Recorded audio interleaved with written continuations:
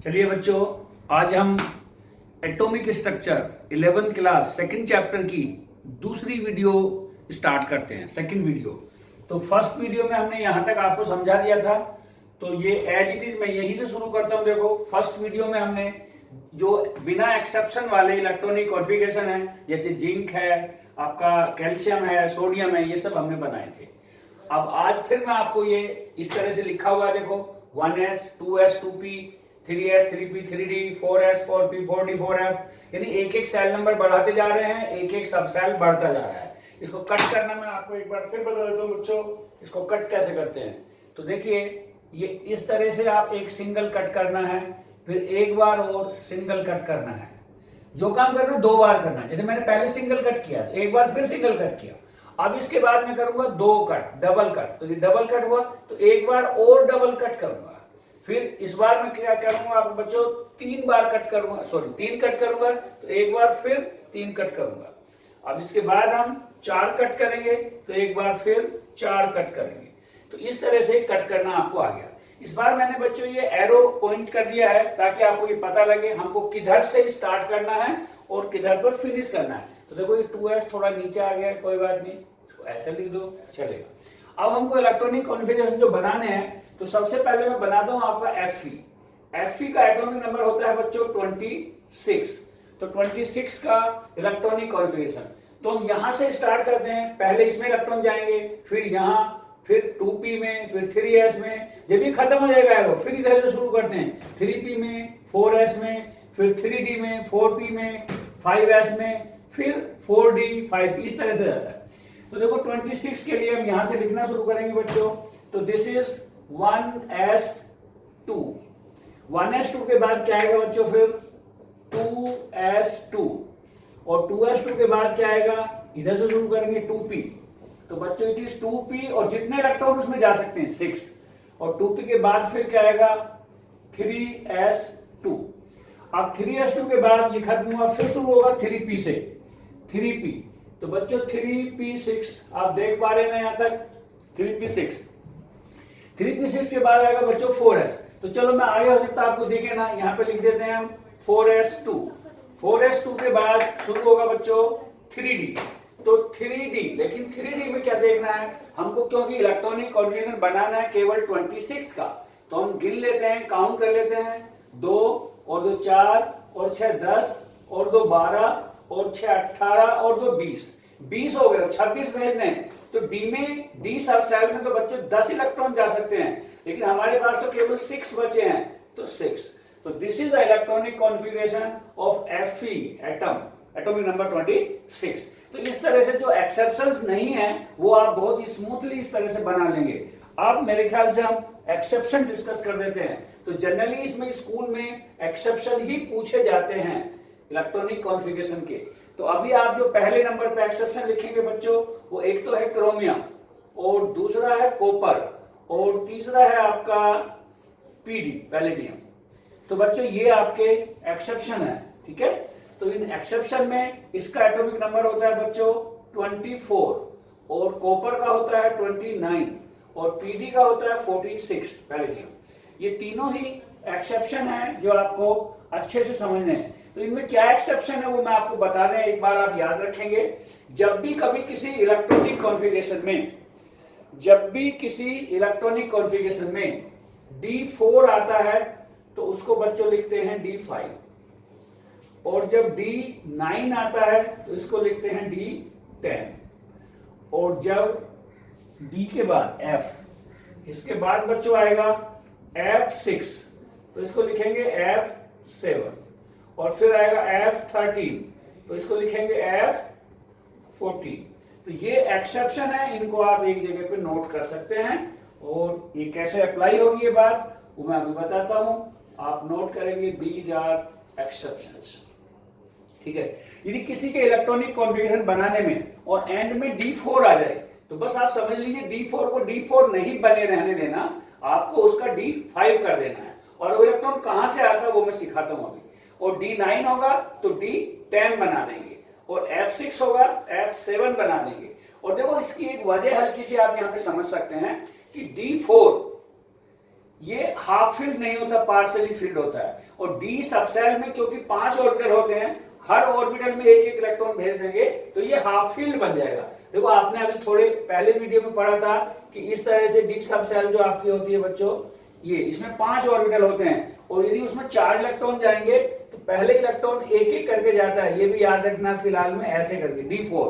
तो ये incompletely field है या पार्शियली फील्ड है, ये उतना स्टेबल नहीं है। और यदि मैं इसमें एक इलेक्ट्रॉन और भेज दूं यानी D5 कर दूं इसको D5, तो now it is half field. और हाफ फील्ड ज्यादा स्टेबल होता है, तो ऐसा ये स्टेबल होने के लिए करता है कि ये इलेक्ट्रॉन जंप कर जाता है, तो ये हाफ फील्ड से ये पार्शियली फील्ड से हाफ फील्ड हो जाएगा और ये पार्शियली फील्ड से फुल फील्ड हो जाएगा। ऐसे ही एफ सबसेल की बात करेंगे तो ये 6 इलेक्ट्रॉन होने से पार्शियली फील्ड होता है और जैसे 7 जाएंगे तो ये हाफ फील्ड हो जाएगा। बिल्कुल the similar way F13 incompletely field है और F14 कंप्लीटली फील्ड हो जाएगा, फुल्ली फील्ड हो जाएगा। तो ये ज्यादा स्टेबल होते हैं ये सब किससे, इनसे।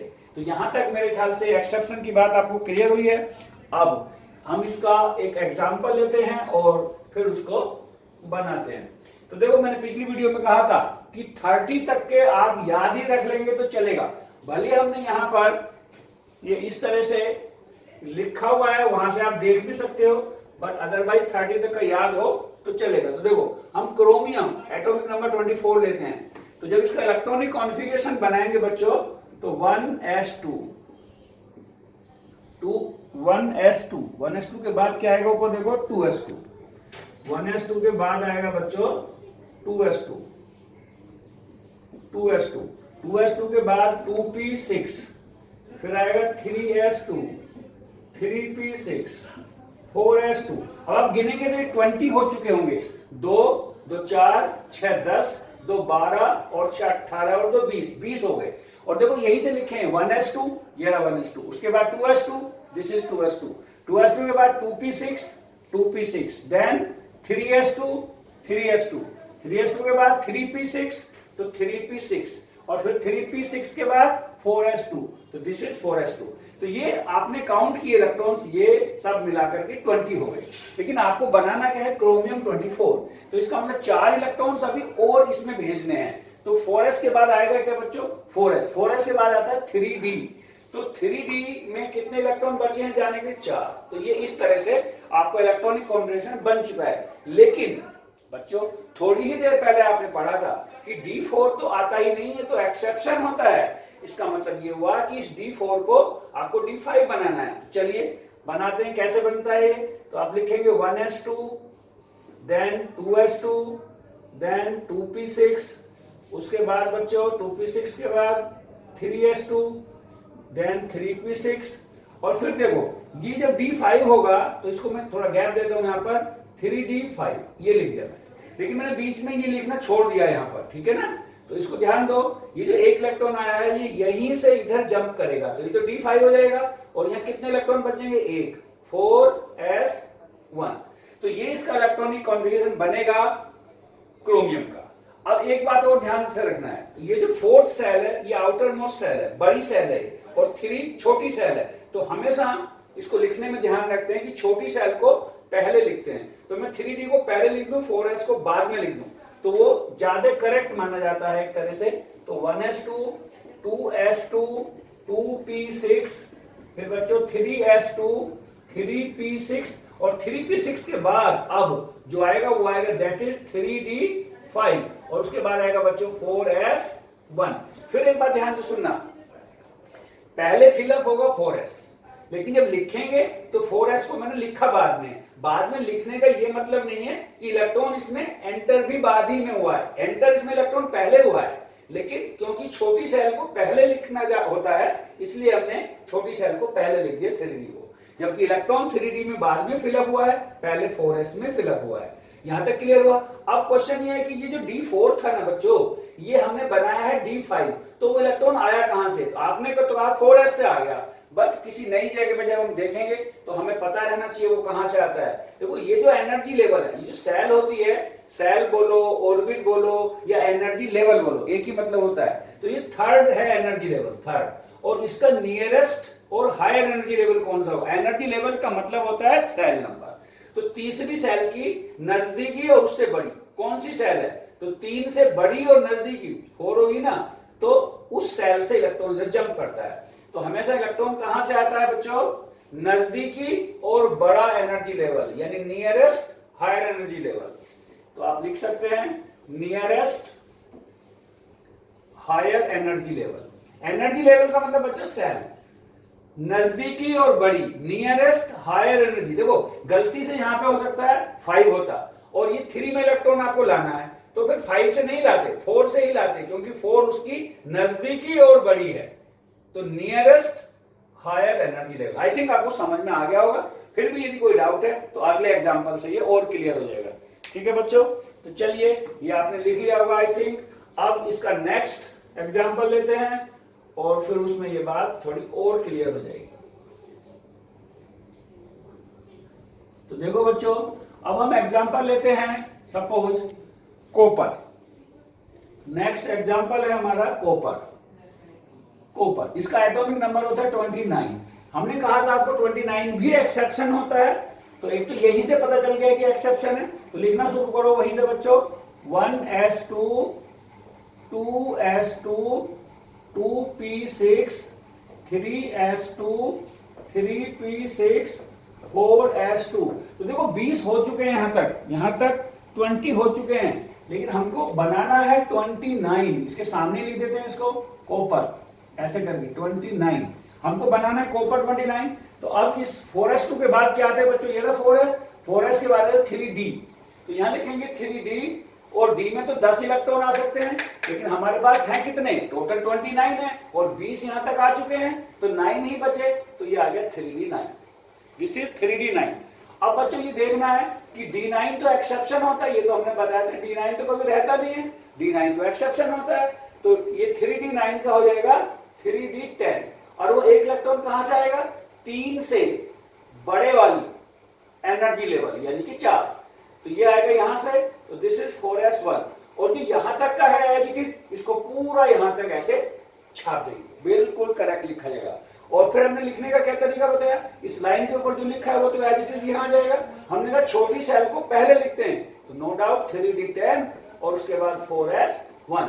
तो this is the correct electronic configuration of copper 29। चलिए यहां तक मेरे ख्याल से आपको क्लियर हो गया। अब इसमें जो एग्जाम्पल सच में स्कूल में आती है, अब मैं उस एग्जाम्पल को डिस्कस करता हूं बच्चों, और वो आपकी एग्जाम्पल है Cu+2। Cu+2 इसका इलेक्ट्रॉनिक कॉन्फ़िगरेशन, और ये Cr+3 यानी कि कैटायन, कॉपर का आयन और क्रोमियम का आयन है, ये मेटल आयन है, इनके इलेक्ट्रॉनिक कॉन्फ़िगरेशन जनरली लिखने को आते हैं। तो देखो इसमें क्या बात ध्यान रखनी है, तो सबसे पहले हम Cu+2 पकड़ते हैं। तो हमारे दिमाग में क्या एक गलती होती है हमसे, वो समझने अच्छे से। जैसे हमको पता है कि कॉपर में 29 इलेक्ट्रॉन्स हैं, और उसमें से बच्चों 2 इलेक्ट्रॉन्स +2 का मतलब 2 इलेक्ट्रॉन निकल गए, तो 29 में से 2 गए, तो हम समझते हैं 29 - 2 = 27, और हम 27 का इलेक्ट्रॉनिक कॉन्फ़िगरेशन बना देते हैं। तो हमारा एक क्वेश्चन गलत हो जाता है। तो आपको ऐसा नहीं करना है, आप यहाँ बिल्कुल लिख सकते हैं हिंदी में, ऐसा नहीं करना है, ऐसा नहीं करना है। क्लियर हो गया ना बच्चों। और देखो एक दो बच्चा तो फिर भी करके ही आएगा ऐसा, और वो पक्का गलत हो जाएगा, क्योंकि ये हर बार हम देखते हैं क्वेश्चन पेपर में लगभग पक्का आता है। फिर आपको सही कैसे बनाना है, तो ये ध्यान रखना है। तो देखो 2 चीजें हैं, पढ़ती बार हमको ये भी जानना है कि हमसे जल्दी में अनजाने में गलतियां कौन सी होती हैं, वो सारी गलतियां हमको अवॉइड करनी है, और पहले से ही उन गलतियों पे फोकस करना है कि हमको वो गलतियां नहीं बनानी है जो नॉर्मली बच्चे बना देते हैं। तो हम सबसे पहले जब Cu+2 या किसी भी आयन का इलेक्ट्रॉनिक कॉन्फ़िगरेशन बनाना होता है, तो हम आयन का नहीं बनाते, बस कि उस एटम का बनाते हैं। तो हमको सबसे पहले कॉपर आयन का नहीं, क्यूप्रिक आयन का नहीं, बल्कि कॉपर का बनाना होगा, और कॉपर का है 29। तो 29 का इलेक्ट्रॉनिक कॉन्फ़िगरेशन हम बनाते हैं बच्चों। तो this is 1s2 2s2 2p6 3s2 3p6 4s2, और आगे बच्चों 3d9। अब यहाँ एक बात ध्यान रखनी है, आप कहोगे कॉपर तो एक्सेप्शन होता है, तो एक्सेप्शन ये नहीं लगाना, क्योंकि एक्चुअल में कॉपर बनाना नहीं है, बनाना तो Cu+2 है, तो इसलिए एक्सेप्शन लगा के इसको स्टेबल बनाने का अभी कोई फायदा नहीं है। तो हमने कॉपर 29 का इलेक्ट्रॉनिक कॉन्फ़िगरेशन बच्चों ये लिख लिया है। अब हमको 2 इलेक्ट्रॉन इसमें से गायब करने हैं, हटाने हैं। तो देखो हमेशा ध्यान रखो, यदि ये न्यूक्लियस है, ये पहली सेल, ये दूसरी सेल, ये तीसरी सेल और ये फोर्थ सेल, तो ये 4s2 है और ये वाली जो है दिस इज 3d9। तो इलेक्ट्रॉन जब जाएंगे तो पहले भाई इस वाली सेल से जाएंगे, अंदर वाली सेल से इलेक्ट्रॉन बाद में निकलेगा। तो इलेक्ट्रॉन 4s से जाएंगे, तो जहां 4s है वहां दोनों इलेक्ट्रॉन गायब हो जाएंगे, तो आपका राइट इलेक्ट्रॉनिक कॉन्फ़िगरेशन हो जाएगा 4s0 एंड 3d9। अब आप बोलोगे d9 तो एक्सेप्शन था, तो देखो बच्चों एक्सेप्शन तो था, d9 का हम d10 भी करते हैं, लेकिन जहां से इलेक्ट्रॉन आए उसके पास होना तो चाहिए। इस 4s के पास यहाँ इलेक्ट्रॉन ही नहीं है, इसका मतलब भले ही ये d9 अनस्टेबल है, लेकिन हम इसको ऐसे ही रहने देंगे क्योंकि इसके पास इलेक्ट्रॉन इधर जंप करने के लिए नहीं है। तो इसका right electronic configuration 1s2 2s2 2p6 3s2 3p6 और देखो 3p6 के बाद छोटी सेल पहले यानी कि 3d9 और उसके बाद आपकी 4s0। भले इसमें इलेक्ट्रॉन नहीं है, देखो किसी मकान में कोई आदमी नहीं रहता बट मकान तो है ना, तो इसको आप ऐसे ही लिख के छोड़ देंगे तो कोई नुकसान नहीं, और गलती से नहीं भी लिखेंगे चलेगा तब भी, बट लिख दो। तो ये कॉपर आयन का इलेक्ट्रॉनिक कॉन्फ़िगरेशन है, आपको मेरे ख्याल से क्लियर हो गया होगा। बोलो बच्चों, अब जो एक एग्जांपल और लेते हैं और फिर तो आपको बिल्कुल क्लियर हो जाएगा। चलिए वो एग्जांपल आपकी है, वो एग्जांपल आपकी है बच्चों Cr+3 क्रोमियम +3 और इसका एटॉमिक नंबर होता है 24। तो देखो सबसे पहले मैंने बताया आपको जब किसी आयन का इलेक्ट्रॉनिक कॉन्फ़िगरेशन बनाना है तो बच्चों आप सबसे पहले आयन का नहीं बनाना बल्कि उस मेटल का बनाना है, यानी कि क्रोमियम 24 का बनाना है। तो ये होगा आपका 1s2 बच्चों 2s2 2p6 3s2 3p6 4s2 और उसके बाद 3d4। तो हो गया ना 24, आप गिन लो 24 हो गए।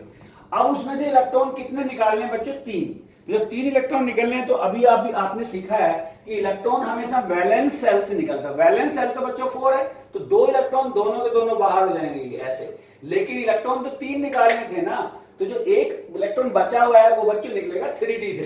तो 3d में 3d4 के बदले में हो जाएगा 3d3। तो this is the right electronic configuration. बस अंतर क्या, आप इसको थोड़ा पहले लिख देंगे इसको बाद में, और नहीं भी लिखोगे तो ऐसे भी चलेगा। तो इस तरह से क्रोमियम Cr+3 का इलेक्ट्रॉनिक कॉन्फ़िगरेशन आपका बन चुका है। अब हमने तीसरा एक्सेप्शन बताया था बच्चों आपको पैलेडियम 46। तो चलो इसको भी जान लेते हैं, फिर ये आपको यहां तक 3 एक्सेप्शन बनेंगे और उसके बाद जो इलेक्ट्रॉनिक कॉन्फ़िगरेशन और आगे चलेंगे, अभी जो f ब्लॉक एलिमेंट्स के होते हैं वो हम नेक्स्ट वीडियो में बताएंगे। तो ये यहाँ का आज का लास्ट क्वेश्चन होगा पैलेडियम 46। तो देखो अच्छे से समझो 46। आप अगेन वहीं से लिखना शुरू करेंगे बच्चों। तो यहां से लिखते हैं हम, चलो 1s2 2s2 2p6 3s2 3p6 वहीं से चल रहे हैं हम। अब आप समझ चुके होंगे इसलिए मैं डायरेक्ट लिख रहा हूं। 3p6 यहां तक पहुंच गए हैं। फिर क्या आएगा बच्चों 4s2 3d10। तो देखो 3d10 यहां तक आ गया। अब मेरे याद आ गया ये 30 तक हो चुका है। 3d के बाद आपका 4p6 और डेफिनेटली अभी 36 हो गए हैं। फिर 5s2 तो ये हो गए 38। 5s2 के बाद आएगा 4d। तो बच्चों दिस इज 4d, और क्योंकि 38 हो गए हैं और हमको बनाना किसका है, पैलेडियम 46 का, इसका बनाना है। तो 46 करने के लिए यहां पर 8 इलेक्ट्रॉन्स आएंगे। तो अब बच्चों आप इसके इलेक्ट्रॉन काउंट करोगे तो ये 46 हो गए हैं, लेकिन हमने कहा था ये एक एक्सेप्शन है, आपको फिलहाल में एक्सेप्शन याद रखने हैं, बाद में हम इनके रीजन भी आपको डिस्कस करेंगे, ठीक है। तो देखो इसमें एक्सेप्शन क्या होता है बच्चों, यहां से और यहां तक तो ये बिल्कुल करेक्ट ऐसे ही रहेगा, कोई चेंज नहीं है। ये जो D8 है इसको स्टेबल बनने के लिए ये D10 हो जाता है, तो इट विल बी 4D10। और जब 2 इलेक्ट्रॉन इसमें एक्स्ट्रा आए तो आखिर वो आए कहां से, तो डेफिनेटली उससे पहले वाली सेल से दोनों गायब हो जाएंगे। तो ये 5s0 और 4d10 और यहां तक का जो इलेक्ट्रॉनिक कॉन्फ़िगरेशन है इसको बच्चों एज इट इज यहां पर हम लिख देंगे, तो ये हमारा आंसर हो जाएगा। आई थिंक आप समझ चुके होंगे। यहां से और यहां तक तो पूरा ये वापस नीचे यहां छाप दो, ऐसे ऐसे छाप दो बिल्कुल ही, और यहां से बस चेंज करना है, ये दोनों इलेक्ट्रॉन इधर जंप किए तो ये 4d10 और ये 5s0। Now it is the right electronic configuration of palladium 46। तो मेरे ख्याल से ये आपको क्लियर हो चुका है यहां तक। तो यहां तक आप प्रैक्टिस करो, फिर इसके आगे वीडियो यानी थर्ड वीडियो में सब एक्सप्लेन करेंगे। ओके बच्चों।